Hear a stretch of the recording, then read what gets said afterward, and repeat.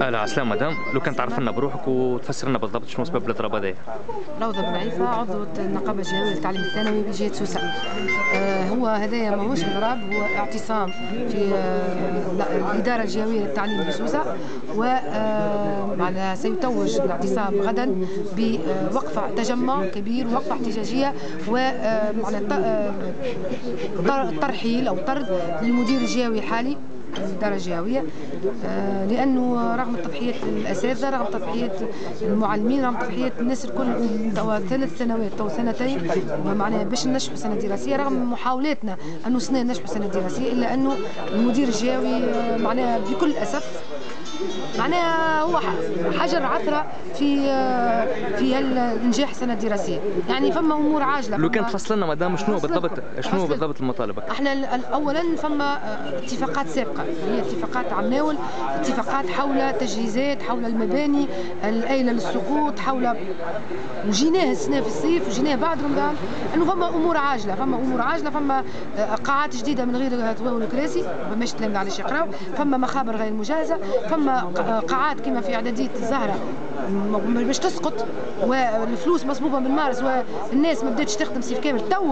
توا معناها بدايه سنه دراسيه بداو يخدموا، واش تعرف معناها لي زونجان والصغار بروميي سيكل، ومعناها شنو ينجم يصير لهم معناها من لي زاكسيدون، و9 قاعات مسكره لا ما يقراوش فيها، ومعناها الناس ملاعب الرياضه مش مجهزه، معناها حاله مكربه. ثم عندنا محاضر جلسات تعملت في الصيف اللي هي النقل الاساتذه اللي عملناها بطرق علميه وشفافه وحاضره فيها لجان متناصفه، مش كان النقابه الجهويه، لجان متناصفه والطرف الاداري، معناها ما راعنا الا انه السيد هذايا رغم اللي ما يقومش بالواجب نتاعو زيد من فوق، معناها ما راعنا الا انه يلتف على هذا ويعمل نقل من طرف واحد، ونقل مش هو، ونقل ما نعرفوش عليه حتى شيء، نسمعوا بها سمعان، والناس اللي تستنى في تسميتها ما يعطيوهالهاش. فما معاهد مازالوا من غير مديرين ولا؟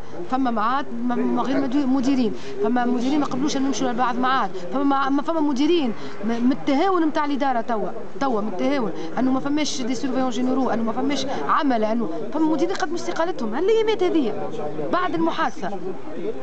فما معناها عملنا اتفاقات حول المحادثه، مع الاتفاق عملته النقابه العامه مع الوزير، معناها جهه سوسه هي الجهه الوحيده اللي توخر، لانه اطراف مشبوهه، اطراف خارج الاتحاد العام التونسي للشغل حاولت انها تعطل، هو مشى معاهم ونساق معاهم وما خذاش موقف صارم.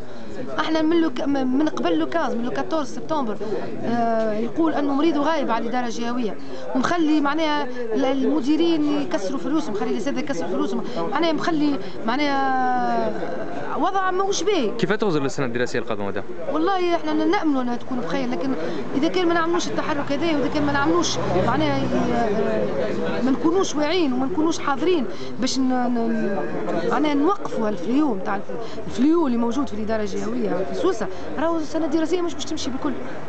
باهي اللي قاعده توا فما ناس تقرر، باهي لو كان مش انه مديرين فيها معناها فما مع المديرين ومع الاساتذه فما نقابات اساسيه ونقابيين وناس مناضلين زاد بالحق، ناس مناضلين ابار النقابيين، فما نقابيين يخدموا، فما مناضلين هما اللي حاملين كل شيء. هنا مش ماشي تو نشوفوا لي زومبلوا هذايا ولي يعمل يحاولوا يرجعوه بالسياسه، سينو راهو ماهيش تقري سوسه، هاي سوسه واقفه ماهيش تقري. واضح، شكرا مدام، عايشك بارك الله فيك. عايشك.